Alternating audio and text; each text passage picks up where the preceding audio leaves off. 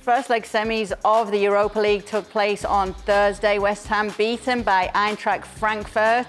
Eintracht Frankfurt with a very early goal once again. Knauf with that. Michail Antonio levelled things out. And then Kamada with a rebound goal to make it 2-1. It was a good night for the German sides actually in the Europa League. But there is a second leg still to play. Don and Archie are with us.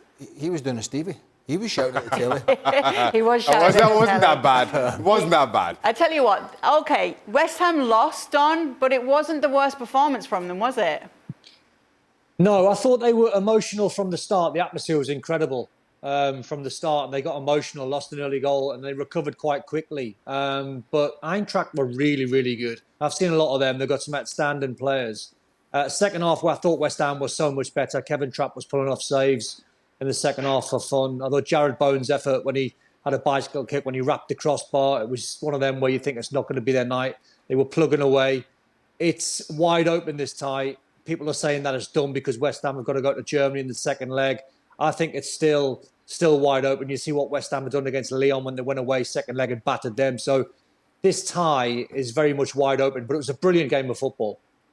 Archie there at the London Stadium. Once again, Eintracht Frankfurt making the headlines. Big win for them, Archie. What was it like to be there? How was the atmosphere? I've got to be honest, Don, the atmosphere was terrible. For a European semi-final, the West Ham fans were so flat. So flat. Yeah, but they lost the goal inside a minute. Yeah, and at that point, you've got to pick up your team.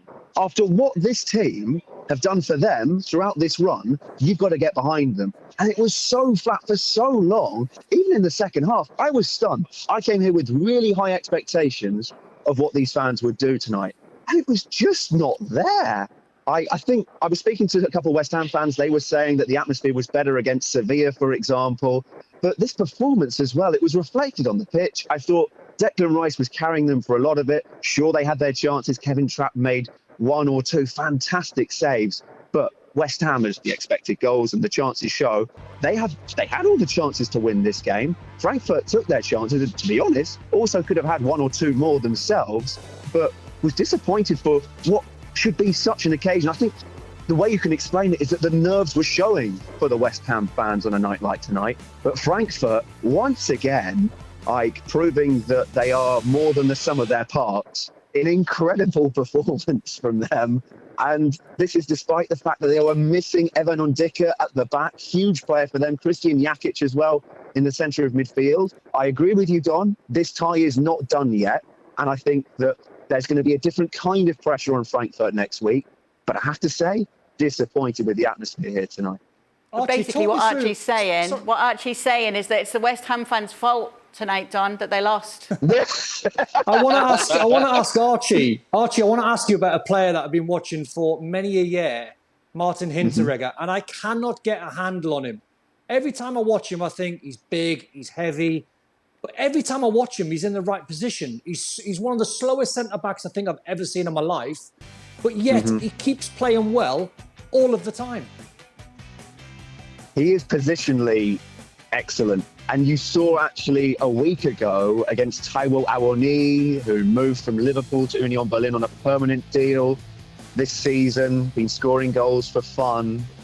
He was left for dead, and you could see that Hinteregger was trying to have to fake a foul because Awoniyi was better than him. And I thought, if West Ham had got themselves in more one-on-one duels against him, getting isolated, for example, someone like Said Benrahma, Jared Bowen, these dribblers, then he will struggle. But the problem was, a lot of the time, it's balls into the box. And that is meat and drink for Martin Hinteregger, who, I have to say, is such a figure for Eintracht Frankfurt. 3 years ago, European semi-final, away at Chelsea, he misses the penalty that sends them out. And there's this famous photo of him putting his head into the hands of supporters who are trying to console him. Tonight, he's the first guy into the supporters, and they're holding his head again, but this time in this act of redemption. Now, look, this tie is not done, but if it is to be done, then it is going to be down to Martin Hinteregger putting in another big display at the Waldstadion next week. I was dying for Archie to contradict Don again and say there was a stat that showed Hinteregger was actually the fastest player in the Bundesliga. I tell you what, Don. Craig, that was a marvellous deflection from you there off the great atmosphere. Craig, straight to Hinteregger. Not even a shame on you. Not even a Craig, no shame. Honestly, Craig, you'd stand Stevie up against Martin Hinteregger and you'd go, Stevie's in better shape. I'm telling you. But the guy seems to just, like Archie said, his positional sense is incredible. Any other players you'd like to ask about, Don, while we're at it? Or would you just like to send some WhatsApp to Archie instead? No, I just had to ask, Kay, because I've been commentating on him and watching him for so many a year, and I just could never get a handle. Every time you look at him, you think someone's going to get at him. Someone's going to take him on because he's big, he's slow, he's heavy. No one ever does. Well, listen, get a handle on atmospheres and then take it from there. One step at a time. One step at a time. Shaka. Listen, if you're West Ham, you feel a little bit unlucky. You hit the woodwork 3 times. And in all honesty, I thought Lyon were better at the London Stadium than Eintracht Frankfurt were. And that was a draw. The challenge for West Ham in going away now to Eintracht Frankfurt is, of course, they're defending a lead. I thought Eintracht were fantastic on the counter-attack. But they don't have to take chances at all, given the fact that they have the lead at home. So I really want to see how they approach the game, how West Ham counters. Because, again, just given what happened in the quarter-final, if I'm West Ham, I'm not too despondent. I'm not too down on my chances. I think if you go away and win 3-0 in any European competition against a decent side, then you're obviously still got a lot of confidence. The one thing I would say, it seemed to me that, yes, West Ham had the chances, but that little bit of extra quality, looking at it, came from Eintracht Frankfurt on the counter-attack. They just seemed to have a little bit extra quality in that final third. In fact, I think if they'd taken care on a couple of more occasions with that final pass, they could have been going back to Germany with a bigger lead. So I think from West Ham's point of view, it is definitely 6 and 2 threes in Frankfurt in a week.